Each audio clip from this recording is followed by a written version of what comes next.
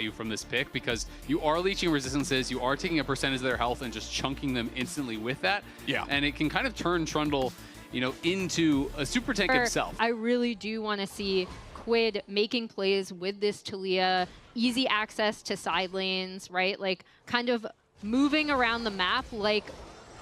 Oh, hold on now, there's your Weaver's Wall. Also Realm Warp gonna bring DSG to the mix here too. Team Liquid backing away, trying to secure control over the crab. Sajed off to the side, wants to get a little bit of damage here. Some burst out into Jose Dioto, but he drops the Subjugate to keep himself alive for now. Both junglers going to be taken out of the equation. And now a flash over the wall from the Nami as Team Liquid look for even more. Call me, remember, no flash available on the rise from the earlier play. Core JJ goes in for the flash route, and there's the extra kill, 2-1. TL. Fast first Drake in this first game. 9.5 minutes on the clock. Call Me is going to walk over and assist Cryo with a little bit more damage. Lions and Sajed also, considering they have the push in the bottom lane, this should be an easy objective secure for DSG. Yeah, gonna be able to grab that no problem. And one of the things I talked to Ido about before the year started was, he's like, hey, we have all these players who don't have a tremendous amount of experience. You know, actually going into the series last week, 4 out of the 5 of their players had never played a playoff game. Okay, we've got ourselves a Realm Warp, and they want to make the 4v2 dive as the wave is about to crash into the Tier 1 turret. There's your target. Pop Blossom from Core JJ tries to defend, but there's just too many enemies disguised. You want to be roaming around. You want to be able to apply map pressure wherever you are, taking down the mid Tier 1. Always helps with that. Yeah, it has been a bit of a slow burn game, but I mean, DSG has a slight gold advantage. They have...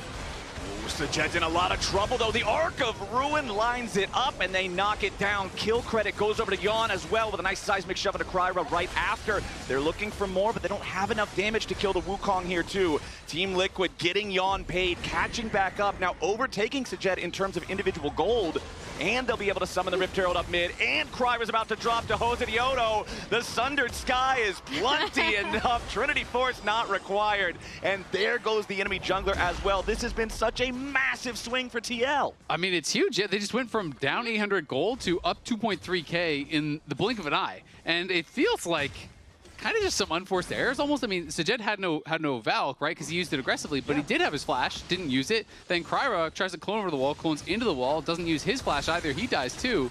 And it does feel like they just kind of gave some freebies over to TL. And that was your 2 most fed guys. Those were the guys that we were praising earlier as those big individual gold leads, nearly 1,000 gold ahead each. And then, yeah, the aggressive Valks, you love to see them when they result in those big bursty trades in lane when the Corki is able to have that priority, that control. But then he gets a little too aggressive. He gets a little overconfident. And Team Liquid are fast to punish. Now Sajed in danger once again. Flash, Pop Blossom from Core JJ. Not going to find a target. Beautiful bubble follow-up coming in from Lions. But now DSG, where are they going to go from here? Jose Dioto has to flash away. Castle and Morgan both going to arrive. Meanwhile, the bottom lane turret falls with the Tier 1. Team Liquid is just going to lose core on that one. Yeah, they do lose a bit of a shock because he had been performing really well for the team. Had looked like he was on point. Sajed pretty far up. Yeah, the Corki's in trouble again. The damage flows through, but there's not quite enough to kill him through the barrier here just yet. Sajed staying alive for now, still fighting, but does finally fall. Traded for Jose Dioto. Kryra gets over the wall there with his clone, has to use that Cyclone as well. Morgan's going to grab the Tier 1 turret up there in the top lane at the same time. And Team Liquid continues to play aggressive, guys. Remember, this is sole point. If DSG can secure the Drake, Slam not going to do a whole lot. A nice follow-up seismic shove coming out from Quid, forces Castle to flash away. Dragon down to about 40% HP. DSG still looking to take the objective as Kryra has to force Morgan back away. Team Liquid carries under a little bit of pressure. Castle about to die. Jose Dioto going to grab the kill on that one as Lions is burning so very low, but he's not quite dead here yet. Castle still trying to make a little bit more space, but Team Liquid will take the fight. They will take the Drake. They had a bit of a different idea, whereas TL, they had this early trade. Than some of their previous outings. Liquid is lurking, and Call Me is finding himself in a very compromised position. Weaver's Wall gonna chase after him. Seismic shove knocks him out of the Realm Warp, and there is no way home for the Rise now. Yawn on a killing spree. Team Liquid picks the enemy mid laner. He'll be dead for the next 45 seconds, but what's the follow-up move from there? Yawn goes forward, still has the ulti with the Arc of Ruin to try to force DSG away from the Tier 1 turret. Now Castle's gonna be the target. That Scion is not as tanky as they'd want him to be. Morgan just cuts him down. Jose Jose the Odo makes it so easy with the subjugate. Yeah, I thought they were going to go straight to Baron, but instead they just make a collapse on mid lane, and they do look for a hard engage. And we saw Morgan fully committing to that. He even looked for a flash ult on the Nami, which did get flashed, so that was kind of wasted. But again, Castle goes down. Now they will return and at least threaten the Baron, but of course we know it is going to be a bait. Ooh, if that seismic shove would have hit Kryra, that could have been the play, or maybe they'll get it anyway. Kryra down to 20% HP, tries to use the Cyclone to get away from it, but Core JJ with a beautiful Pop Blossom stops any chance of DSG. Classic TL with a lead. Make the map very dark for your opponents. Lurk around in the jungle, try to find a couple of picks to then continue making your big plays after that. Castle's going to be the one who has to face check things here, but man, this map is so scary. Fog of War everywhere. Lions is just going to drop. Yon gets the last auto. That's a free kill for the Unara, as now Core JJ hits a 3-man Pop Blossom. Kryra tries to save himself, but Morgan takes him out. Castle's in the middle of everybody, as Morgan can fall back before he ends up having to give his own life. Now Castle gets knocked down. Enemy jungler, enemy support, enemy top laner, all out of the picture, and Team Liquid's heading to Baron. Just like you said, the way they play with Fog of War, I love whenever you see Core waiting in the bush, because you know he sees the play. He's looking for the angle. Really, really nice stuff coming out of his Nico once again. Yeah, finds a great engage. I mean, it's Castle walking forward, but he's just not really that threatening. He's not really that tanky.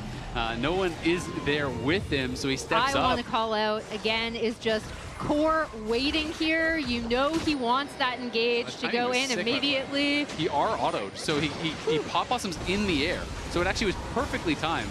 I thought that's what he might have done, but I didn't know that even though like the animation goes off early, it actually stuns where you land, it looked like. So that was super well timed by Core. Well played. Deep breaths, guys. Use your eyes. Deep breaths. Got to stay calm. Got to get all the way to the Nexus. Like you were talking about, Azale, Core JJ earlier mentioning, yeah, it's not the start to the season that we wanted, but our goal is still achievable. We've just got to get there.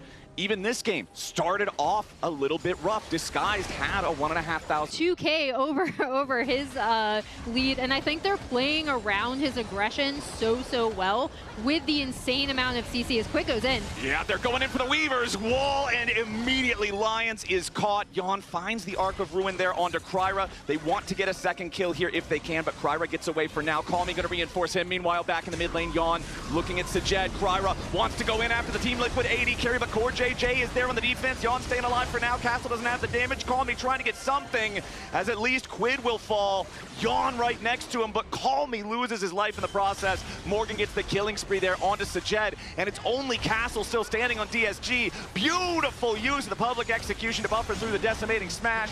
Morgan guarantees the ace, and Team Liquid's looking for the end of the game. Mbessa does not care about the towers at all, as Core is even going to be able to survive. Objective bounties are available soon. That's the cope. We're going for some bounties here. You might need them. Just get some of these shutdowns, pick up some towers, easy kill on Morgan for 1K, you know?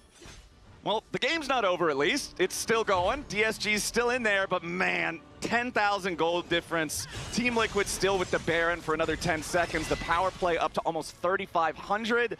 This is looking grim. And I always just feel like when you have the luxury items coming through, like Zhonya's, Seekers, GA, each one of those is one nail in the coffin. It's going to be a straggler. Nobody's going to be left on their own, and they'll just get out of the danger zone.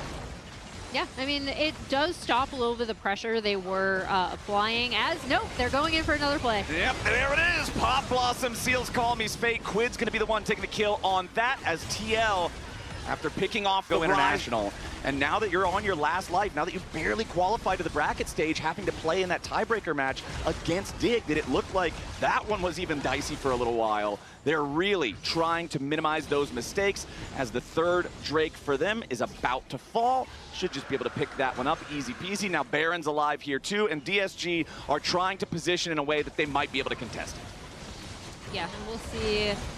It's not looking great as that pillar lands onto Castle. And we have the TP coming in from Morgan. He might be looking for a wraparound flank here. Sajed. Eyes on Sajed, the Corky. If they manage to get the pincer attack on the 80 carry, it's over before it even begins. Kryra takes a little bit of poke there from Core JJ as Sajed is about to die. One more auto attack would have finished him off as Yon has to flash back away now, and Morgan has found that pincer attack. The Corki and the Wukong are both already out of the picture. Core JJ staying alive there with the Seeker's arm guard as Call Me just barely has enough damage to finish him off. Meanwhile, Yon gets the kill on Castle and now has to get away from the dead Scion. The Arc of Judgment is enough to slow down the dead body, so the only one they lose is Core JJ, and it's an ace for TL. I love how Jan was the one telling them to chill out in comms. We saw from FBI's comms what happens when the ADC is baiting out stuff there. Really beautiful coordination with the Morgan flank coming around on the Mbessa. And that's going to be all it takes. Team Liquid, it was a bit of a rocky start, but then they turned it around in the mid game. They played it safe. They didn't take excessive risk.